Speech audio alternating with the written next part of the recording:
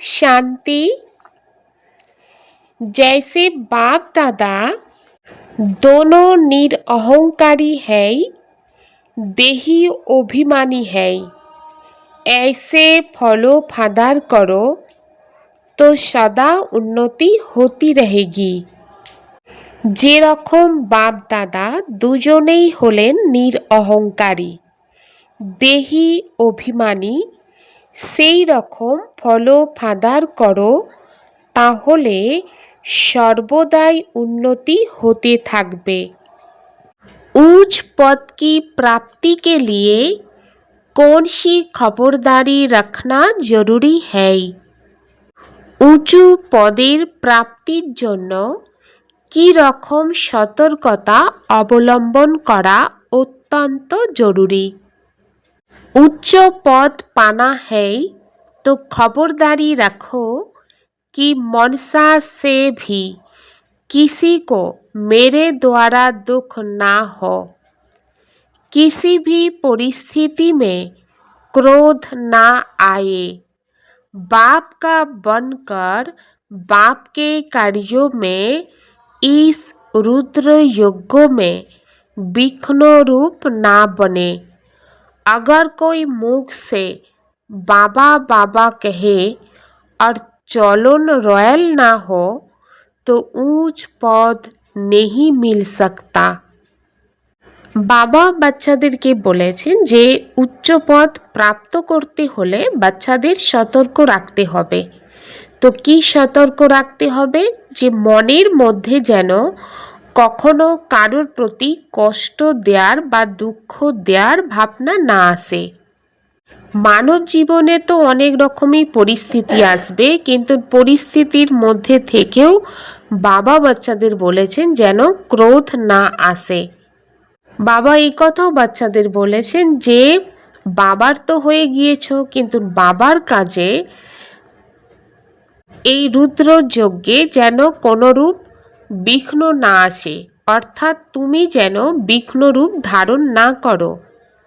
যদি কোনো বাচ্চা মুখে বাবা বাবা বলে আর চালচলন যদি রয়্যাল না হয়, তাহলে তো উচ্চপদ প্রাপ্তই হবে না। আর বাচ্চারা তো খুব ভালোভাবেই জানে যে বাবার কাছ থেকে অবিনাশী উত্তরাধিকারী অবশ্যই প্রাপ্ত করতে হবে, কিন্তু কিভাবে প্রাপ্ত করবে?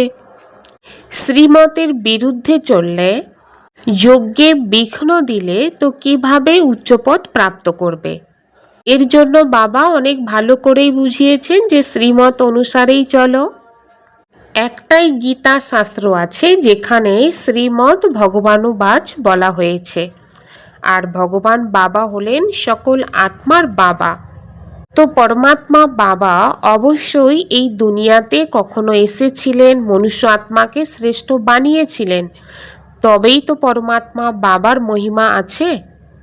মানব জীবনে অনেক ভুল আছে। তো ভুল কেন আছে? কারণ রাবণ রাজ্য যখন থেকেই শুরু হয়েছে, তো মানব রাবণের মতেই চলতে শুরু করেছে। প্রথমে তো কড়া ভুল, অর্থাৎ অনেক কঠিন কঠিন ভুল এই রাবণ মতে যারা চলেছে তারাই করেছে, আর রাবণের আঘাতও লেগেছে। যেরকম বলা যায় যে শঙ্কর প্রেরণাদাতা, বম্স ইত্যাদি তৈরি করতে প্রেরণা দিয়েছেন, সেই রকম মানবকে পতিত বানাতে 5 বিকারূপী রাবণ হলো প্রেরণাকারী। তবেই তো মানব ডেকেছিল পতিত পাবন এসো। তাহলে পতিত পাবন তো একজনই হলেন। এর মাধ্যমে প্রমাণিত হয় যে পতিত বানিয়েছে একজন, সে হচ্ছে রাবণ, আর পবিত্র বানাচ্ছেন আর একজন, সে হচ্ছে রাম পরমাত্মা বাবা। তো দুজন এক হতে পারে না। আর তোমরা বাচ্চারা এই কথা বুঝতে পেরে পুরুষার্থ করো নাম্বার অনুসারে। এই রকম ভেবো না যে সকলের নিশ্চয় আছে বাবার প্রতি। নাম্বার অনুসারে বাবার প্রতি নিশ্চয় আছে, কিন্তু যত নিশ্চয় থাকবে ততই খুশি বৃদ্ধি হতে থাকবে, আর সেই বাচ্চাই বাবার মতে তত বেশি চলতে থাকবে।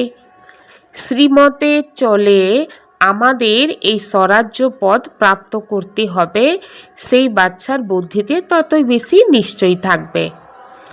মানব থেকে দেবতা হতে দেরি লাগে না। জন্য বাবা বলেন, তোমরা বাচ্চারা পুরুষার্থ করছো মাম্মা বাবাকে ফলো করার, বাকি অন্য কাউকে ফলো করবে না। যেরকম মাম্মা বাবা নিজের সমান বানিয়েছে, অন্য আত্মাদেরকে সেবাও করেছে, এর জন্য নিজেরও চেকিং করার দরকার যে মাম্মা বাবার সমান আমি আত্মা কি সেবা করছি। शिव बाबा और ब्रह्मा दादा दोनों इकट्ठे हैं, तो समझना चाहिए कि सबसे नज़दीक है। इनका ही संपूर्ण रूप सूक्ष्म बतन में देखते हैं तो जरूर ये तीखा होगा। परंतु जैसे बाप निरहंकारी देही अभिमानी है, वैसे ये दादा भी निरहंकारी है। শিব বাবা আর ব্রহ্মা দাদা দুজনেই একত্রিত আছেন, তাই বুঝতে হবে যে সব থেকে নিকটে আছেন। এনারাই সম্পূর্ণ রূপ দেখা যায়, তো অবশ্যই ইনি তীব্র গতিতে পুরুষার্থ করেছেন। কিন্তু যেরকম বাবা হলেন নিরহংকারী দেহি অভিমানী, সেই রকম এই দাদা হলেন অর্থাৎ ব্রহ্মা বাবা হলেন নির অহংকারী। বলেন যে শিব বাবাই বোঝাচ্ছেন। যখন মুরলি চলে তখন বাবা নিজে বলেন যে মনে করো যে শিব বাবা এনার মাধ্যমেই শোনাচ্ছেন। এই ব্রহ্মা অবশ্যই শুনছেন। ইনি যদি না শোনেন আর না শোনান তাহলে উচ্চ পদ কিভাবে পাবেন? কিন্তু নিজের দেহ অভিমান ছেড়ে বলেন যে এই রকম মনে করো যে শিব বাবাই বোঝাচ্ছেন, আমি পুরুষার্থ করছি, শিব বাবাই বোঝাচ্ছেন। ইনি তো পতিত ভাবনা অতিক্রম করে এসেছেন। মাম্মা তো কুমারী ছিলেন, তাই মাম্মা উঁচুতে চলে গিয়েছেন। তো তোমরা কুমারীরা মাম্মাকে ফলো করো। গৃহস্থীদেরকে বাবাকে ফলো করতে হবে। প্রত্যেককেই বুঝতে হবে যে আমি হলাম পতিত, আমাকে পাবন হতে হবে। পাবন হতে গেলে মুখ্য কথা হলো শিব বাবার স্মরণের যাত্রায় থাকতে হবে। আর শিব বাবার স্মরণের যাত্রায় থাকতে গেলে দেহের অভিমান থাকলে চলবে না, আত্মিক স্থিতিতে স্থির হতে হবে। এর জন্য বাবা বলেন কেউ যদি মুরলি শোনাতে না পারে তাহলেও বাবার স্মরণে যাত্রায় থাকো। যাত্রায় থাকলে মুরলি চালাতে পারবে, কিন্তু স্মরণে যাত্রা ভুলে গেলে তবুও চিন্তা নেই, মুরলি পড়ে পুনরায় যাত্রা করতে লেগে যেতে হবে। কেননা সেটা হলো বাণীর থেকেও ঊর্ধ্বে বানপ্রস্থ অবস্থা। মূল কথা হলো দেহি অভিমানী হয়ে নিজেকে আত্মা নিশ্চয় করে বাবাকে স্মরণ করতে হবে আর সুদর্শন চক্রকে ঘুরাতে হবে। এর সাথে লক্ষ্য রাখতে হবে কাউকে দুঃখ দেব না। এটাও বোঝাতে থাকো যে বাবাকে স্মরণ করো। এটাই হলো যাত্রা। মানব যখন মারা যায় তখন বলে যে স্বর্গ লাভ করেছে। অজ্ঞানকালে কেউ স্বর্গকে স্মরণ করে না।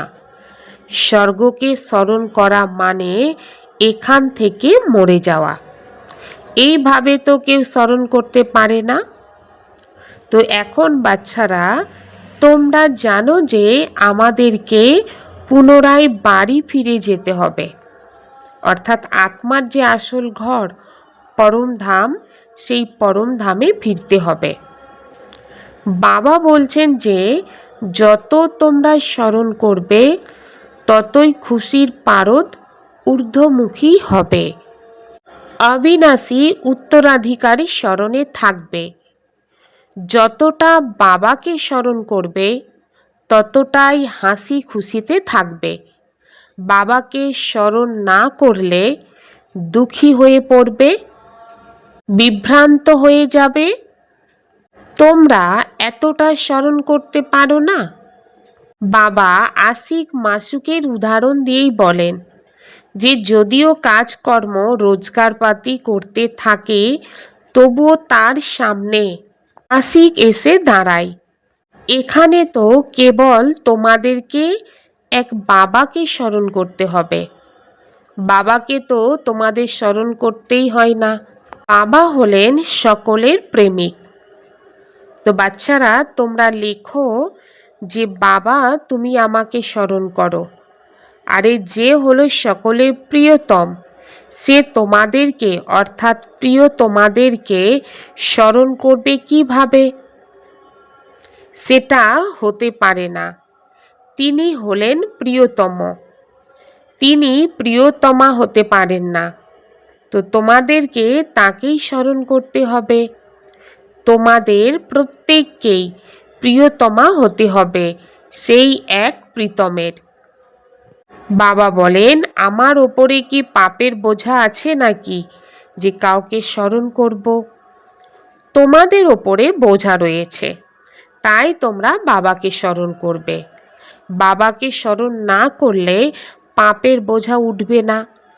তাহলে আমি আর কাউকে কেন স্মরণ করতে যাব? বাবাকে স্মরণ তো তোমাদেরকে অর্থাৎ আত্মাদেরকে করতে হবে। जितना याद करेंगे उतना पुण्य आत्मा बनेंगे, पाप काटते जाएंगे। बड़ी मंजिल है देही अभिमानी बनने ही, मेहनत है। ये नॉलेज सारी तुमको मिल रही है। तुम त्रिकालदर्शी बने हो नाम्बार बार पुरुषार्थ अनुसार। যত বেশি তোমরা বাবাকে স্মরণ করবে তত বেশি পূর্ণ আত্মা হবে আর পাপ কাটতে থাকবে। তোমাদের লক্ষ্য অনেক হচ্ছে উচ্চ, দেহি অভিমানী হওয়াতেই হলো পরিশ্রম। এই সকল নলেজ তোমরা এখন পাচ্ছ। তোমরা আত্মারা ত্রিকালদর্শী হয়েছ পুরুষার্থের নাম্বার অনুসারে। পুরো চক্র তোমাদের বুদ্ধিতে থাকা চাই। তাই বাবা তোমাদেরকে বোঝান তোমরা লাইট হাউস। লাইট হাউস কি করে? তো লাইট হাউস যেমন রাস্তা বলে, রাস্তা দেখায়, তোমরাও অনেক আত্মাকে রাস্তা বলে দেবে, শান্তিধাম আর সুখধামের রাস্তা। এই সব নতুন কথা তোমরা শুনছ। তোমরা জানো যে আমরা হলাম বরাবরে শান্তিধামের বাসিন্দার। এখানে তোমরা পার্ট প্লে করতে আসো। আমরা হলাম অ্যাক্টর। এই চিন্তন যদি বুদ্ধিতে চলতে থাকে তবে আনন্দের সীমা থাকবে না। বাবা তোমাদেরকে বুঝিয়েছেন আদি থেকে শুরু করে অন্ত পর্যন্ত তোমাদের পাঠ। এখন কর্মাতীত অবস্থাতে তোমাদেরকে অবশ্যই যেতে হবে, তারপর গোল্ডেন এজে আসতে হবে। এই ধুনে থেকে নিজের কল্যাণ করতেই হবে। বা বলেন কেবল পণ্ডিত হলে চলবে না, অন্যদেরকেও তো শেখাতে হবে না। কিন্তু নিজে যদি সেই অবস্থাতে না থাকো তবে কিভাবে অন্যকে শেখাবে? এর জন্য নিজের পুরুষার্থ করতে হবে। বাবাও বলেন আমি স্মরণ করার চেষ্টা করে যাই। কখনো কখনো মায়া এমন তুফান নিয়ে আসে যে বুদ্ধির যোগ বিচ্ছিন্ন করে দেয়। অনেক বাচ্চারা চার্ট লেখে পাঠায়। আমি অবাক হয়ে যাই, এ তো আমার থেকেও তীব্র গতিতে এগিয়ে যাচ্ছে। হয়তো যখন পুরুষার্থের তীব্র বেগ আসে তখন চার্ট লিখতে বসে যায়। কিন্তু এমন তীব্রতা যদি বজায় থাকে তবেই নাম্বার ওয়ানে চলে যাবে। কিন্তু না, সেই চার্ট লেখা পর্যন্ত এমনটা লেখে না যে বাবা এতজনকে বাবার সমান বানিয়েছি। আর সেও লেখে যে ইনি আমাকে এই রাস্তা দেখিয়েছেন। এমন সমাচার আসে না। তো বাবা কি বুঝবেন? কেবল চার্ট লিখে পাঠালেই কাজ চলবে না। তো বাবা বলেন, বাচ্চারা, অন্য আত্মাদেরকে নিজের সমান বানাতে হবে, রূপ বসন্ত হতে হবে, অর্থাৎ তোমাদের এর জন্য জ্ঞানী আর যোগী হতে হবে। তা না হলে তোমরা বাবার সমান কিভাবে বানাবে? তো রূপ বসন্ত অ্যাকুরেট হতে হবে, অর্থাৎ জ্ঞানী যোগী অ্যাকুরেট হতে হবে। আর জ্ঞানী যোগী হতেই পরিশ্রম রয়েছে। কারণ কি? দেহের অভিমান এসে গেলে ফেল হয়ে যায়। রাবণ দেহ অভিমানী বানিয়ে দেয় না? এখন তোমরা দেহি অভিমানী হয়ে উঠছ, অর্থাৎ আত্মিক স্থিতিতে স্থির হচ্ছ। তারপর আধা কল পরে মায়া আবার দেহ অভিমানী বানিয়ে দেয়। देही अभिमानी तो बहुत मीठा बन जाते हैं, संपूर्ण तो अभी कोई भी बना नहीं। इसलिए बाबा हमेशा कहते हैं कि किसी के भी दिल को रंच नहीं करना, दुख नहीं देना, सबको बाप का परिचय दो। बोलने करने की भी बड़ी रॉयल्टी चाहिए।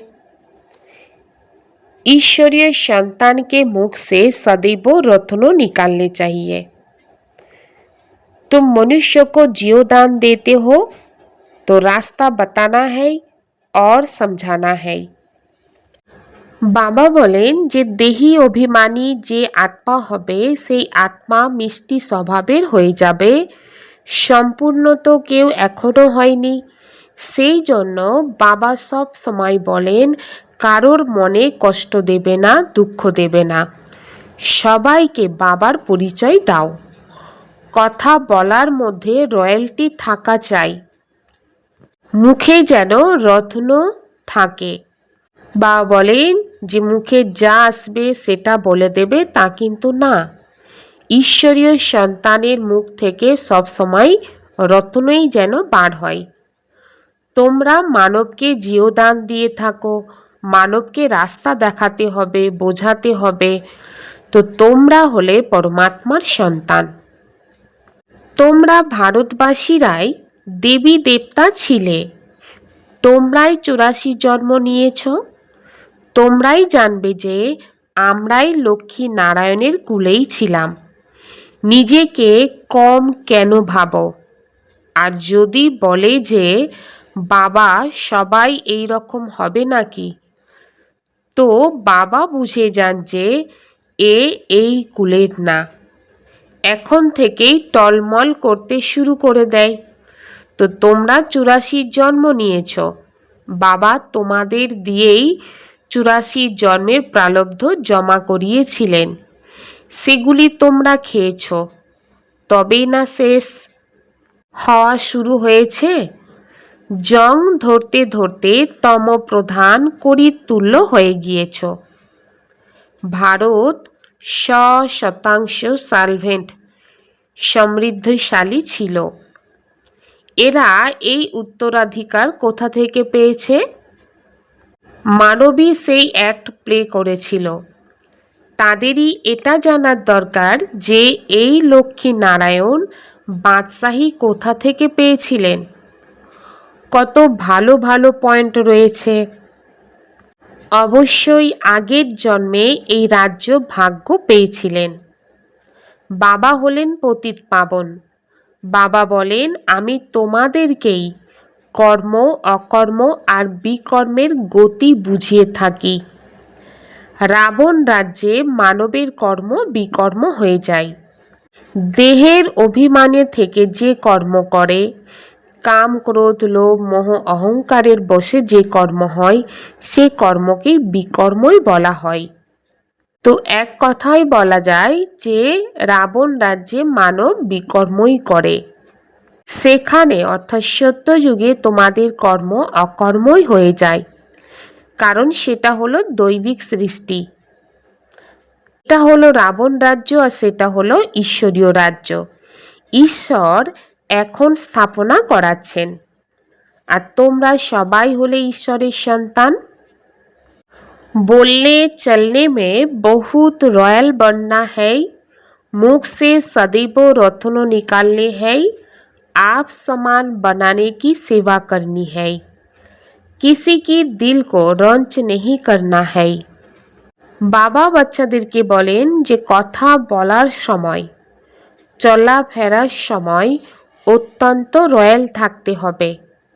মুখ থেকে সর্বদাই যেন রত্ন নির্গত হয়। নিজের সমান অন্য আত্মাদেরকে বানানোর সেবা করতে হবে। কারোর মনে কষ্ট দিতে নেই। क्रोध पर बड़ी खबरदारी रखनी है, मुखरा सदैव देवताओं जैसा हर्षित रखना है, स्वयं को ज्ञान योग बल से देवता बनाना है। ক্রোধের ওপরে অনেক সাবধানতা রাখতে হবে। ইহারা সর্বদাই দেবতার মতো হাসি খুশি রাখতে হবে। নিজেকে জ্ঞান যোগ বলের মাধ্যমে দেবতা বানাতে হবে। पावरफुल दर्पण द्वारा सभी को स्वयं का साक्षात्कार कराने वाले साक्षात्कार मूर्त भव। पावरफुल दर्पणेर माध्यमे सकल आत्मा के निजेर साक्षात्कार करानोर साक्षात्कार मूर्ति होते हबे। जे रकम दर्पणे जारा जाय তাদের নিজের স্পষ্ট সাক্ষাৎকার হয়ে যায়। কিন্তু যদি দর্পণ পাওয়ারফুল না হয় তাহলে রিয়েল রূপের পরিবর্তে অন্য রূপ দেখা যাবে। যদি রোগা হয় তাহলে মোটা দেখাবে। এই জন্য তোমরা এমন পাওয়ারফুল দর্পণ হয়ে যাও যে সবাইকে নিজের সাক্ষাৎকার করাতে পারো, অর্থাৎ তোমাদের সামনে আসতেই দেহকে ভুলে নিজের দেহী রূপের স্থিতিতে স্থিত হয়ে যাবে। वास्तविक सेवा হলো এটাই, এর দ্বারাই জয় জয়কার হবে। शिक्षाओं को स्वरूप में लाने वाले ही ज्ञान स्वरूप प्रेम स्वरूप आत्मा है। শিক্ষাকে সম্মুখে স্বরূপে নিয়ে আসাই আত্মারাই হলো জ্ঞান স্বরূপ প্রেম স্বরূপ আত্মা। নিশ্চয়ের ফাউন্ডেশনকে মজবুত করে সর্বদাই নির্ভয় আর নিশ্চিন্তে থাকতে হবে। বাবার প্রতি তো নিশ্চয় আছে, কিন্তু নিজের মধ্যে নিশ্চয় বুদ্ধি হয়ে কাজ করো, তাহলে শুধু বিজয় আর বিজয়। বিজয়ের সামনে সমস্যা কোনো জিনিসই না, তখনই সেই সমস্যা ফিল হবে না, খেলা ফিল হবে। খেলা খুশিতে করা হয়। কোনো কাজ সহজ হয়ে গেলে তো বলা যায় এটা তো হলো বাঁ হাতের খেলা, অর্থাৎ সহজ। তো এটাও বুদ্ধির খেলা হয়ে যাবে, খেলাতে ঘাবড়ে যাবে না। ওম শান্তি।